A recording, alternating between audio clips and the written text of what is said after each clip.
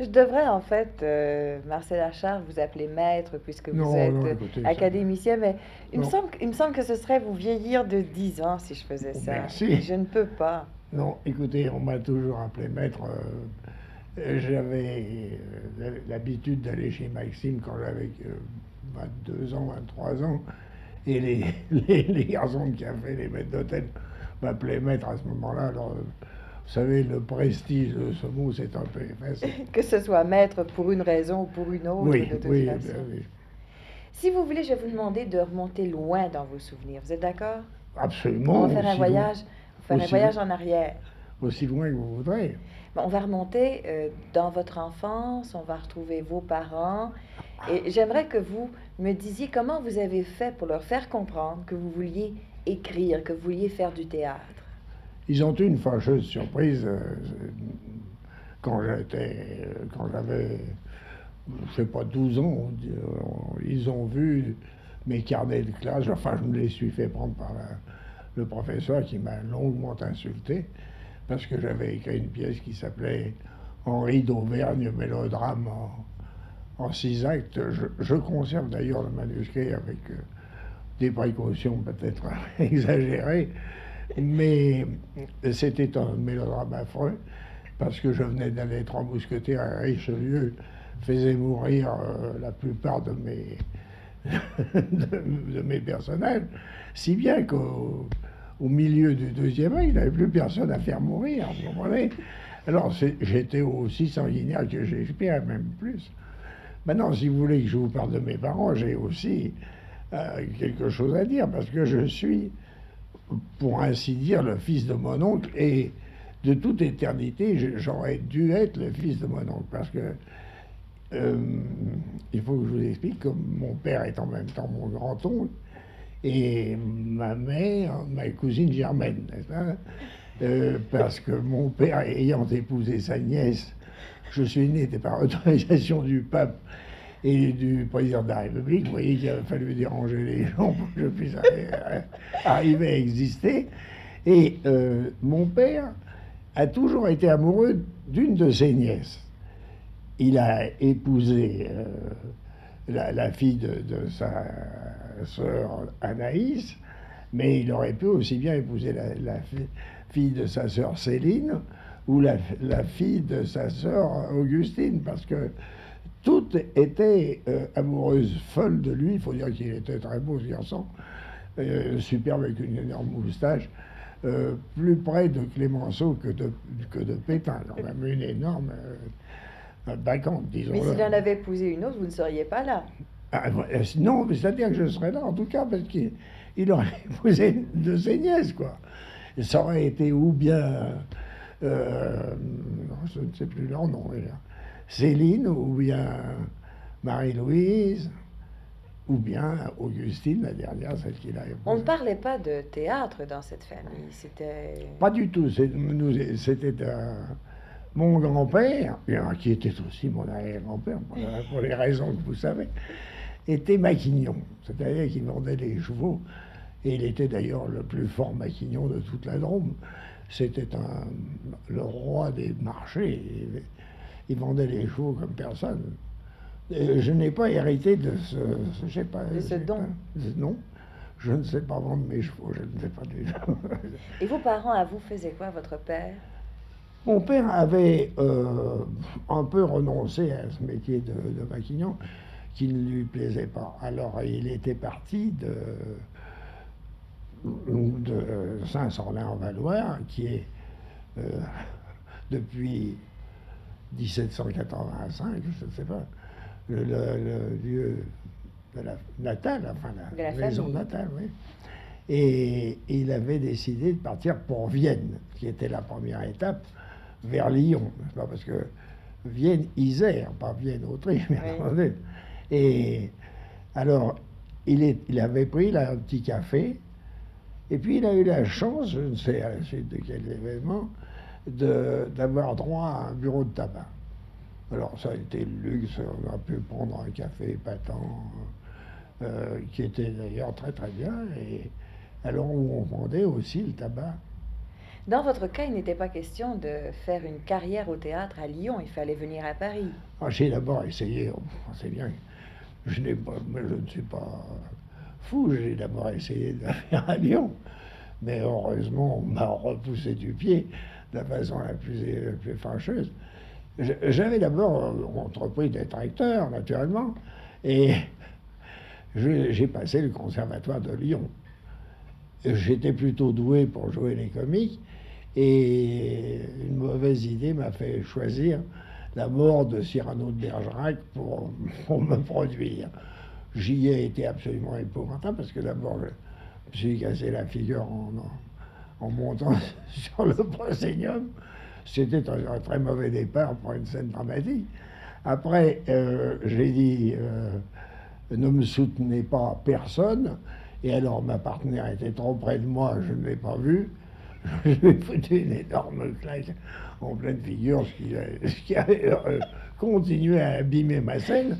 Et finalement, quand j'ai dit ne me soutenez pas personne, rien que l'arbre n'était pas où je croyais. Et je me suis épaté au milieu de la scène. J'y ai fini complètement. C'était la fin d'une belle carrière. Oui, c'était là. Alors là, je n'ai plus pu assister, parce que j'étais la risée de tout le conservatoire. Alors, oh, mais je n'ai pas souffert, parce que j'ai remarqué d'ailleurs que le destin, beaucoup plus intelligent que moi, toutes les fois que je voulais ou que je prétendais faire quelque chose, me le refusait. C'est ainsi que j'ai essayé d'être professeur, n'est-ce pas? Je me suis présenté pour aller à l'école normale, mais pour aller à l'école normale, il fallait être assez bien portant pour pouvoir donner 10 ans de son travail à l'État. À ces conditions-là, on ne payait rien à l'école normale. Mais malheureusement, il y avait un petit... une petite chose à faire qui était, on vous donnait une éprouvette et il s'agissait de n'avoir ni albumine ni diabète. Malheureusement, je n'avais pas l'envie nécessaire à ce moment-là et j'ai demandé à un copain d'en remplir l'éprouvette. Il avait l'albumine et le diabète et on m'a foutu à la porte. Dieu merci. Mais vous comprenez, c'est toujours ainsi. Pour ainsi dire que le destin, plus malin que moi, m'a refusé ce que je demandais. Il a pris les décisions à votre place. Oui, oui. Et Dieu merci, parce que sans cela, je serais probablement en train de professer dans Dieu sait où. Est-ce avec l'accord de vos parents que vous êtes venu à Paris? C'est-à-dire que mon père, qui était à la fois extrêmement... Enfin, un peu le genre du capitaine Hurleray, je ne sais pas si ça vous dit quelque chose, grognon, presque toujours de mauvaise humeur, mais un cœur merveilleux. Et un jour, parce que j'avais fait quelques bêtises, dont je ne peux pas vous dire laquelle, il y en a eu trop dans ma vie, et il m'avait donné une gifle énorme, et j'avais cogné ma tête contre une cheminée, ou je sais pas, et je suis resté évanoui, enfin, le temps de dire bonjour, comment vas-tu, enfin, une chose très courte. Mais malheureusement, mon père a pris ça très au sérieux, et alors il m'a dit, qu'est-ce que tu veux? Et je lui ai dit, je voudrais aller à Paris. J'y étais fortement engagé par mon ami Michel Durand, qui est resté d'ailleurs mon ami. Vous savez, vous le connaissez peut-être de nom. Le nom. C'est un auteur qui a eu de succès comme Boléro, 369, enfin. Il me disait, tu vois, pour moi ça marche très bien.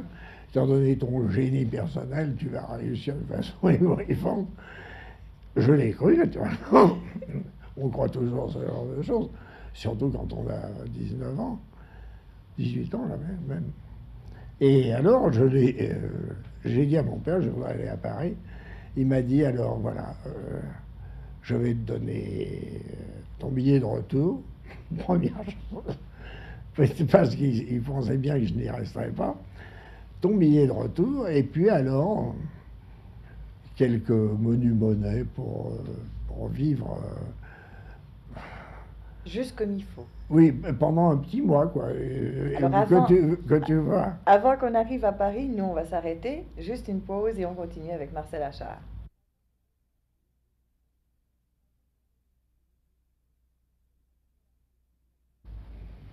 Marcel Achard, on arrive à Paris. Vous avez 18, 19 ans. Oui. Vous Ouais, je vais vous avez... expliquer.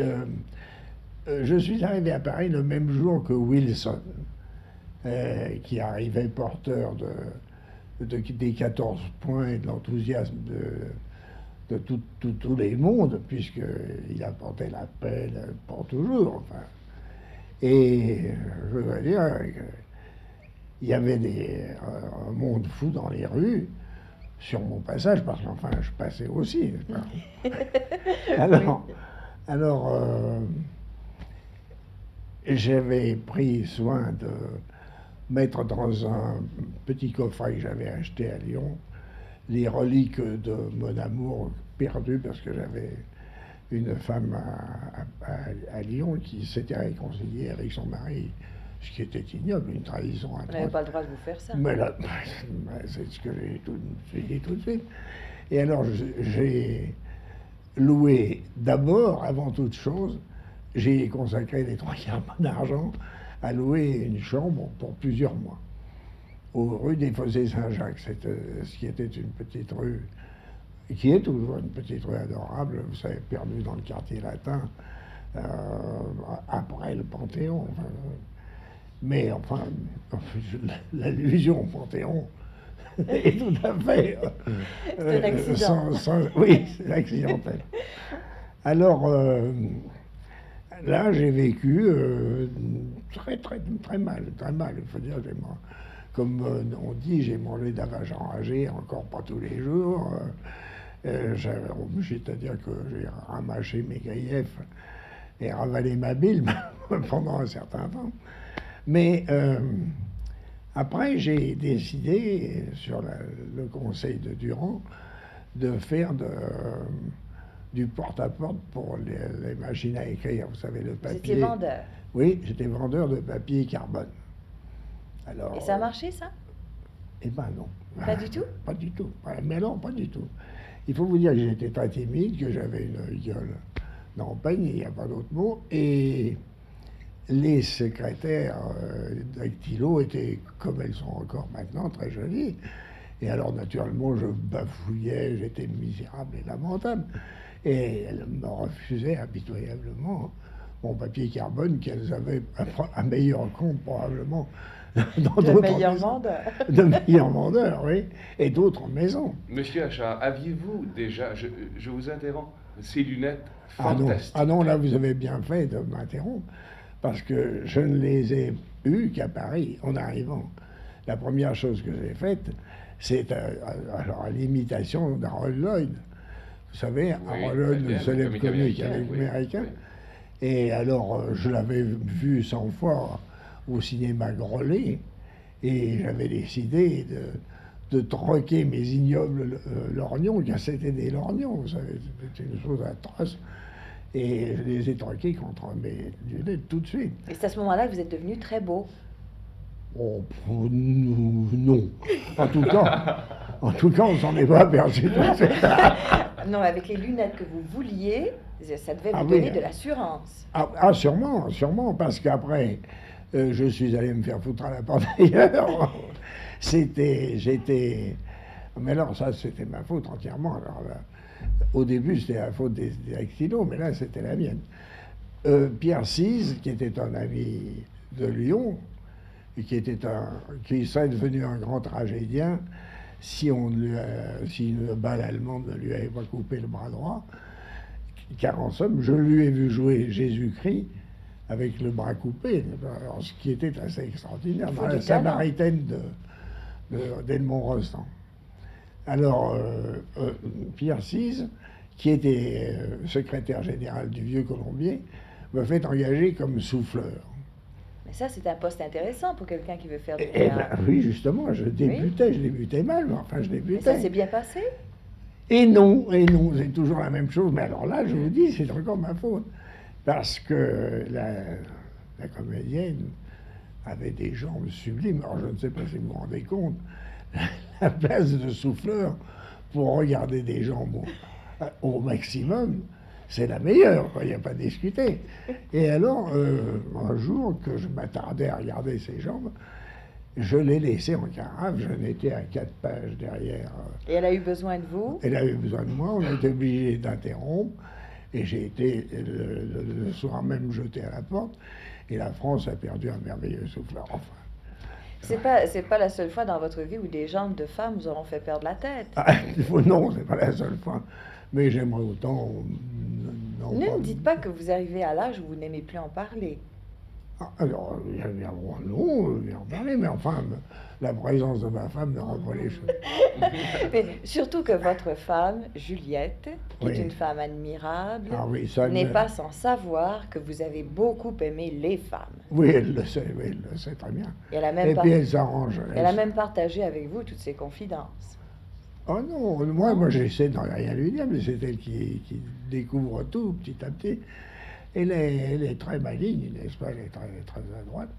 Et je dois dire que maintenant, que je voulais.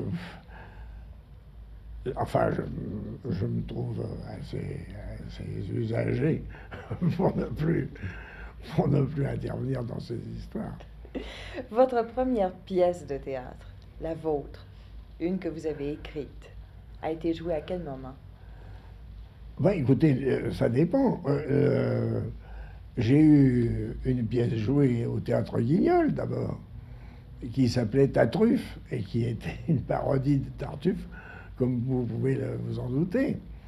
Et alors, c'est là que j'ai eu mes premiers spectateurs avec les élèves de mon école et les professeurs, et les parents d'élèves. Vous vouliez faire rire. Absolument. Pour vous, c'était essentiel. Vous ne pouviez pas faire une autre sorte de théâtre que celle-là. C'est-à-dire que si et même pour tout dire, j'ai commencé par faire du théâtre dramatique, du théâtre extrêmement dramatique. La première pièce que j'ai faite s'appelait La Messe Édite. La première pièce que j'ai fait jouer à Paris, Oui. c'était Lugnepo, qui était un merveilleux type, qui était le plus grand découvreur de talent qu'on ait jamais vu, puisqu'il a découvert Maeterlinck, Bataille, Savoir, Sarment, Natanson, etc. Enfin, Steve Passeur. Et moi, en dernier, parce que je n'ai fait qu'une incursion chez lui, ça a été La Messe Édite. Alors, on devait la jouer, c'était une petite pièce en un acte, assez hardie, et qu'on devait jouer avec une pièce espagnole qui s'appelait La Dame Allègre. Une pièce espagnole, très belle, etc. Moi, je devais passer en fin de programme parce que comme ma pièce avait des tendances comiques, alors on pensait qu'il fallait mieux finir par une pièce comique, tandis que l'autre était noyé dans le sang, une pièce espagnole. Et alors, je suis arrivé au théâtre tranquillement vers les 10 heures. Et j'entendais des cris d'animaux, des bouh, etc. Je dis, qu'est-ce qui déguste l'espagnol? Je pense à moi-même. Et pas du tout, on avait changé l'ordre du spectacle. C'était ma pièce qui passait. Et il y avait des gens qui avaient la gentillesse de dire à char au poteau. Alors on comprenait que, comme début, c'était assez pénible. On va s'arrêter à nouveau, si vous Merci. permettez. Juste 2 minutes et on revient.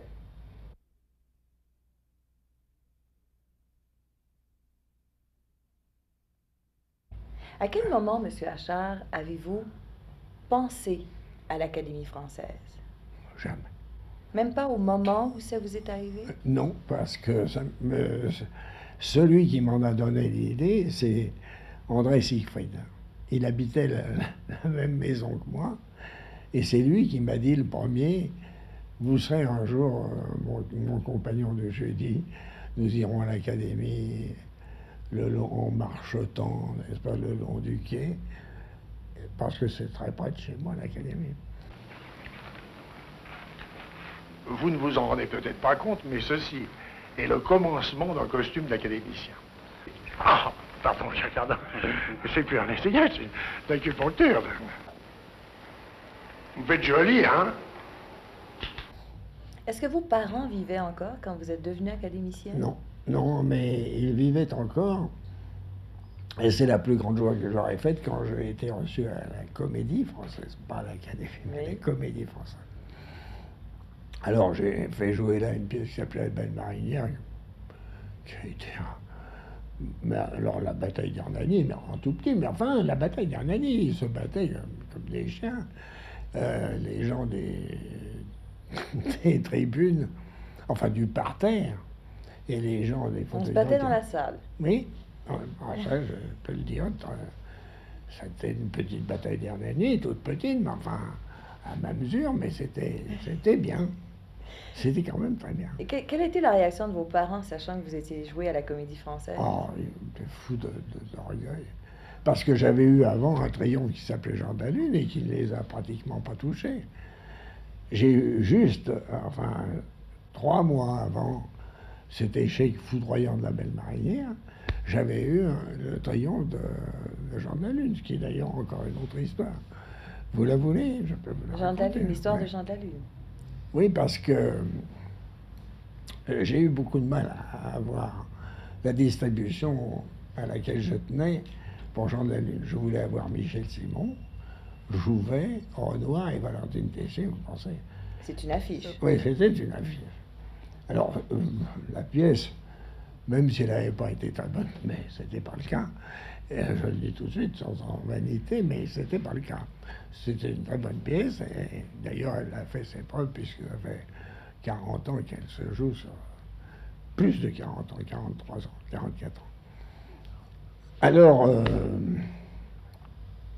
qu'est-ce que je voulais... Ah oui, alors, j'avais besoin de décider, Jouvet, à prendre Michel Simon et Valentine Tessier.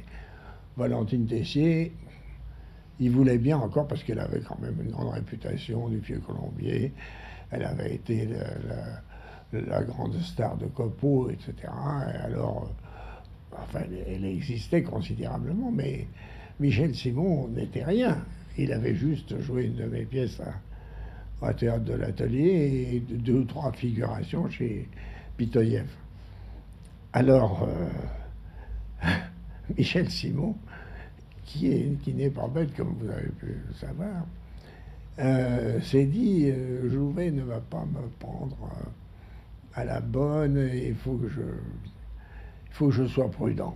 Et il a été d'une prudence absolue, parce que la répétition, il disait, bonjour, comment allez-vous? C'était à peu près ça, des grognements. Pas, presque pas. Des grognements Oui. informes.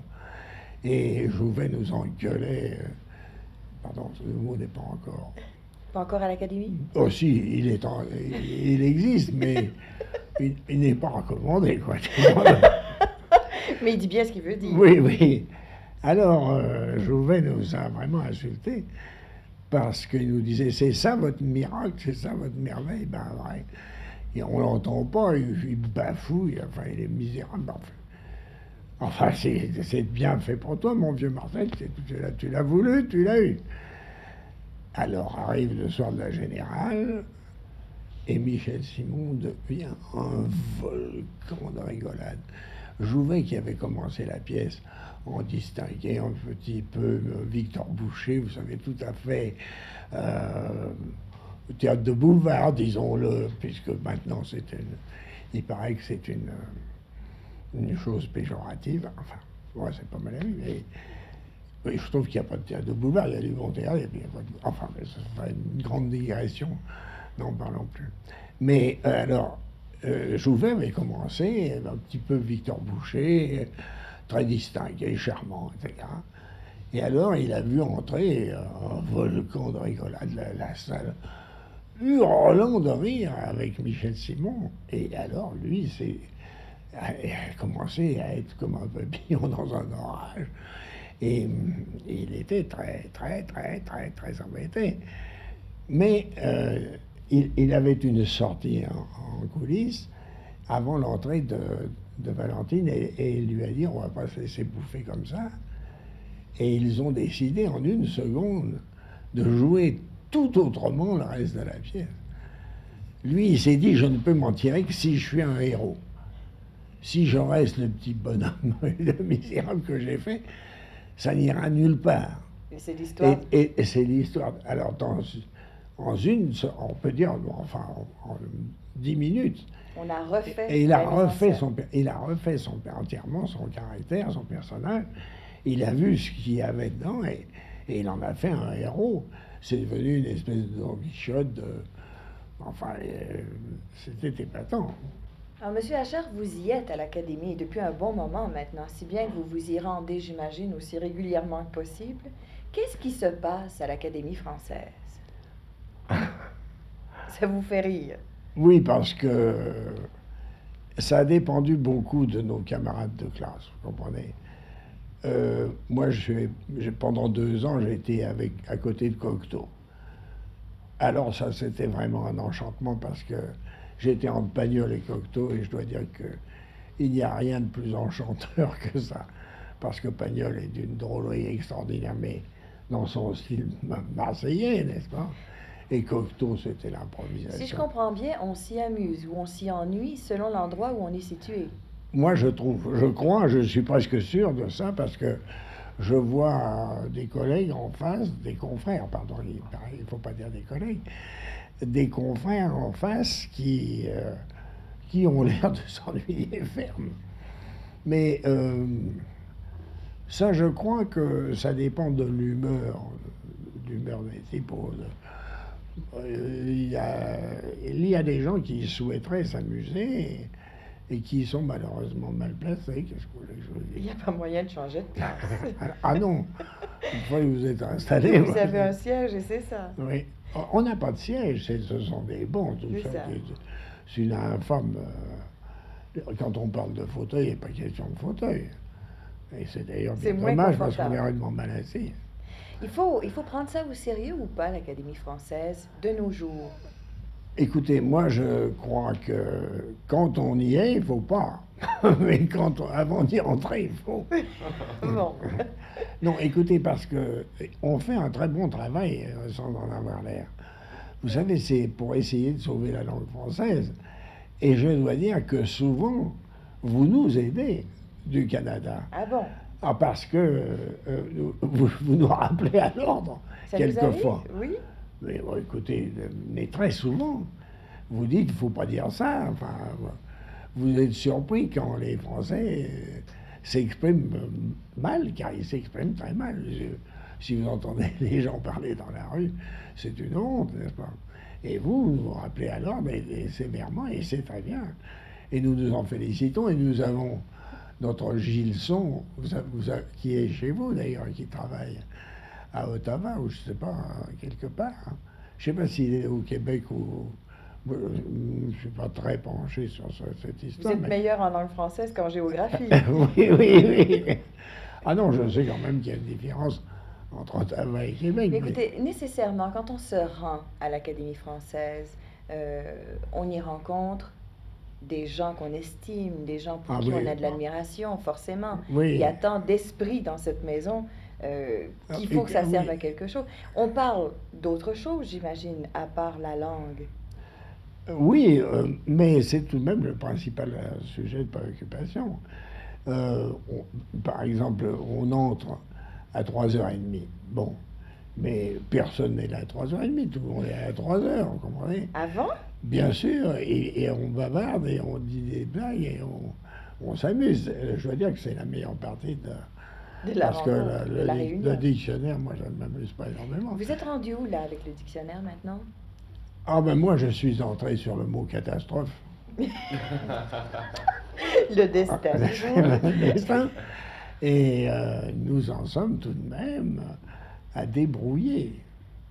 En 13 ans... Vous avez terminé le C. En 13 ans, nous avons terminé le C et entamé le D. Alors, ça va me permettre de vous poser une question très importante, parce que quand je vous ai vu la dernière fois, vous aviez hâte d'arriver au mot connerie.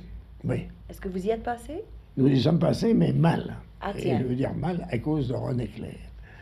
Parce que René Clair, pris d'une crise de pudibonderie ridicule, n'a pas voulu que... Il a admis le mot connerie, mais le mot... D'où vient le mot connerie, n'est-ce pas? Oui. En L'origine. disant le mot Oui. con, n'est-ce pas? Eh bien, il a refusé qu'on s'en serve. Il a dit que c'était pas un mot français. Il faudra attendre combien de siècles avant que ça revienne? Ah non, pas 2 siècles, non, mais c'est peut-être deux, oui. Ben, parce que nous ne serons pas prêts sitôt. Alors là, vous êtes à quel mot maintenant? Débrouiller. Et ça va bien?